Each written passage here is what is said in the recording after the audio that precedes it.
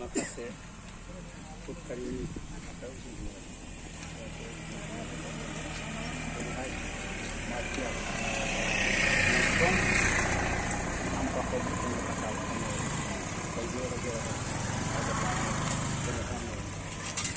जोंनि भारतनि आनसलिक बर' समाजनि आफादगिरि बिथांखौ आङो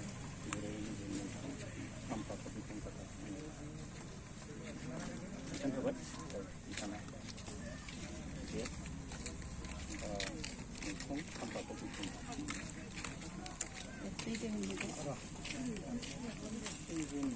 दिनैनि नैबे जोंसार मोसाहारिनि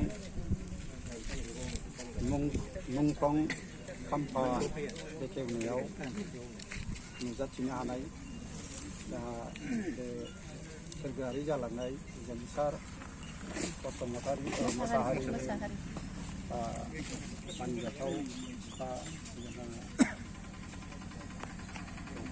जगदीश मोसाहारि आरो बिथांनिनो बिबथै लक्ष्मी मोसाहारि आरो बे सालगुरि गामिनिनो मानगोनां गावबुरा आरो दिनैनि बे जोंसार मोसाहारिनि बसखौ बा श्राद्धखौ मोजाङै मोजां सोलिलांनो थाखाय गुरु हिसाबै सालायबोनाय मानगोनां जोंहा गुरु आरो बे दिनैनि बे मुंख्लं खाम्फा बेखेवनायावनो नुजाथिनो हानाय जोंहा साफ्रोमबो रायजो राजा नोंथांमोन दा दिनै जोंहा जोंसार बसुमतारिया मोसाहारिया 18 तारिख 9 मार्च 2021 इं मायथाइयाव दा आसाम पुलिसनि इनाय भाबै फाव फान्दायनायाव दिनै इनकाउन्टार साजायनानै बिथांखौ गावथारदों। दा बे गावथारजानाय जोंसार मोसाहारिनि मुङा माने बिना दाय गैया दस गैया गावथारजानायनि थाखाय बे जोंसार बसुमतारिनि जिउ मोसाहारिया अरायबो बिथांनि जिउआ सोरगोआव आलो गोजोनै थाहैयो आरो अरायदिन नैबे खाम्फायाव गोजों जानानै बिथांनि जिउ सोलेरा सोनारनानै थायो। बेखौनो दिनै आंखौ बे खाम्फाखौ बेखेवनो थिननायलाय दिनै आङो बेखौ जोंसार बसुमतारिनि बे मोसाहारिनि खाम्फाखौ दिनैनि गेजेराव आङो गोसो गोथारै बेखेवनानै होनाय जानोसै।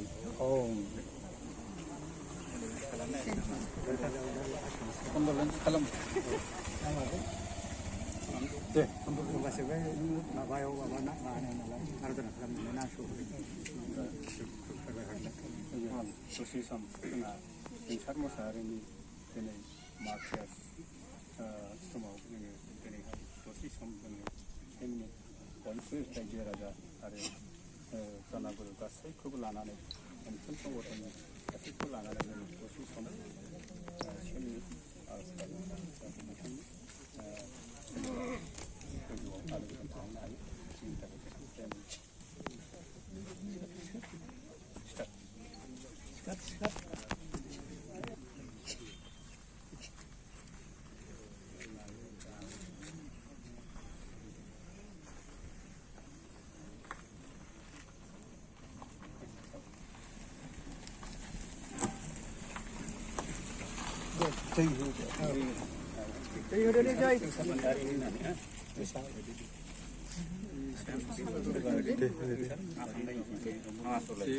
थाखाय जोंसार मोसाहारिनो जय दुवार मुखुलि बेखेवनायनो आगदार फास्टा बेखेवनायनो जोंसार मोसाहारि आलो गोजोन थाहैनो हानायनो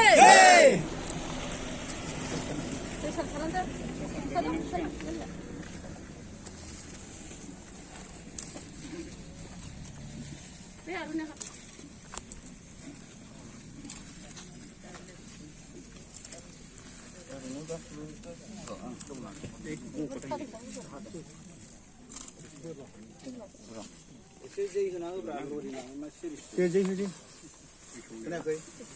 जय जोंसार मोसाहारिनो जय बर' हारिनो सोरगोआव आलो गोजोन जायगा मोनहैनायनो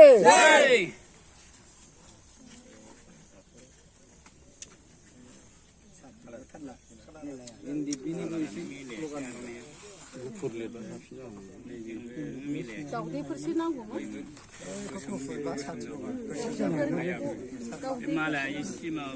नालिखौ दिखुनामोन ना नालेंखर बेखारानो गैया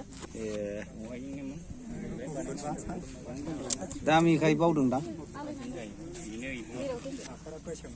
हा गुरु आयै दामि बुस्थुखाय बावदों दां नालेंखरा बे गुमै मेनलानि बरबे सिदा गोजावजोबनाय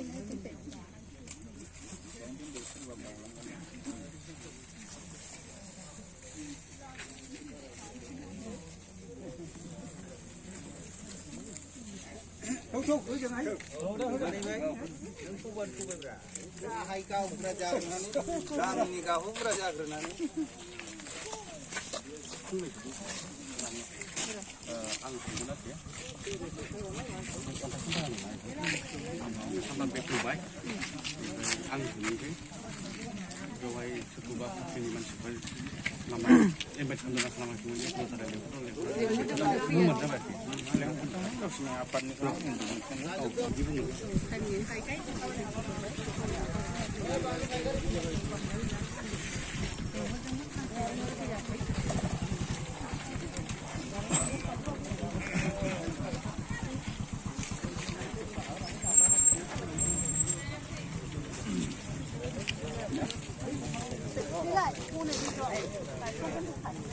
ओरै मोखां जादों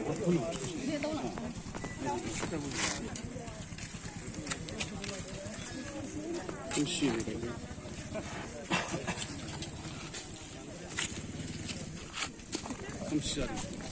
जादों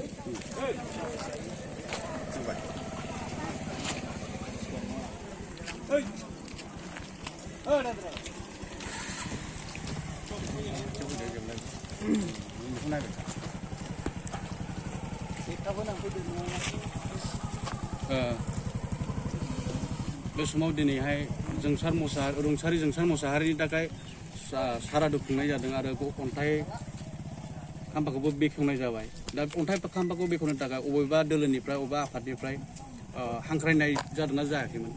हांख्रायनाय जादोंमोन गावसिनि SNDP-निफ्राय हांख्राय हरदोंमोन जों दा बिसोर सौफैनाय जायाखिसै दिनै मा खालामनो जोंहाबो रायजो राजा खामानि मावनांगौ दामानि मावनांगौ लेट जागोन होननानै जोंनि रायजो सालगुरि रायजोनि गावब्रा जों बेखौनो बेखेवहोनाय जाबाय आरो। ओमफ्राय बबे आफादखौहाय माने इनभाइट खालामनाय जादोंमोन सोरखौबाफोर कल खालामनाय जादोंमोन नामा? कलखौथ' आथायदोंमोन जोङो दा हनै एनडिबिनिफ्राय दिनै गावसोरनि संगठन एनडिबि दा फेरेंगानि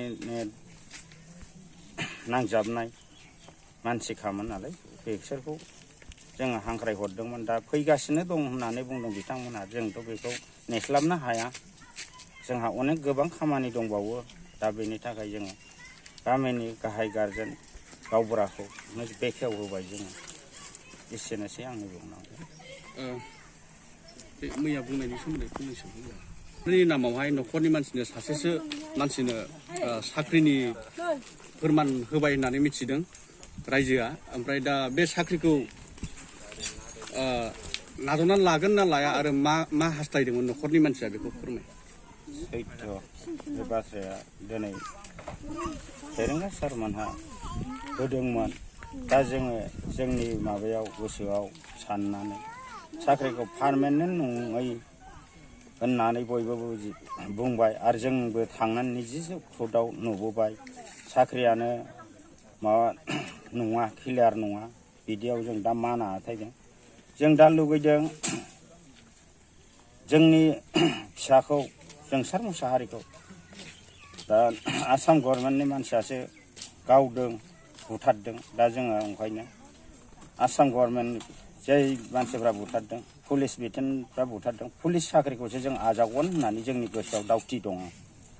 एसेनोसै आं बुंनांगौ।